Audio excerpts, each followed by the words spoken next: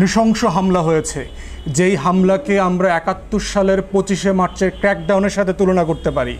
১৯৭১ সালের ২৫শে মার্চের রাতে ঘুমন্ত ঢাকা বিশ্ববিদ্যালয় থেকে শুরু করে ঢাকাবাসীর উপরে পাকিস্তানি বর্বর রাজাকার আলবদররা, পাঞ্জাবিরা যে অ্যাটাক করেছে, এই অ্যাটাক হচ্ছে ছাত্রলীগ।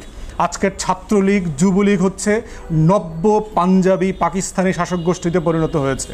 তারা বাংলাদেশের স্বাধীনতার শত্রু, সার্বভৌমত্বের শত্রু, জাতীয় স্বার্থের শত্রু। এরাই হচ্ছে আইয়ুব খান এবং ইয়াহিয়া খানের যোগ্য উত্তরসূরি।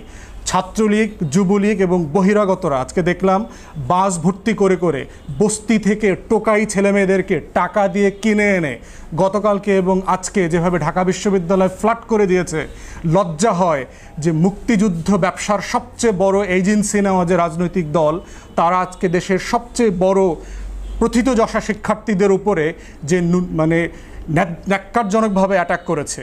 আমরা এটার নিন্দা জানাই, প্রতিবাদ জানাই এবং শিক্ষার্থীদেরকে বলছি, তোমাদের আন্দোলন ন্যায্য, তোমাদের আন্দোলন just cause and you have to fight for ইট।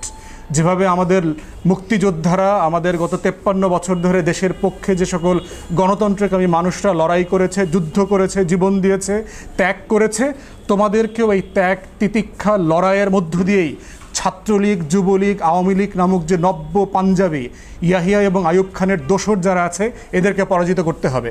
৭১ সালে মুক্তিযোদ্ধারা যেভাবে বেনিয়াদেরকে পরাজিত করেছে, আমাদের ১৯০ বছরের লড়াইয়ের মধ্য দিয়ে যেভাবে আমরা ব্রিটিশ বেনিয়াদেরকে পরাজিত করেছি, ঠিক তেমনিভাবে এই আওয়ামী ইস্ট ইন্ডিয়া কোম্পানি এবং এই জগৎ শেঠ ঘসিটি বেগম বেনিয়াদেরকেও তোমাদেরকে লড়াই করে প্রতিহত করতে হবে।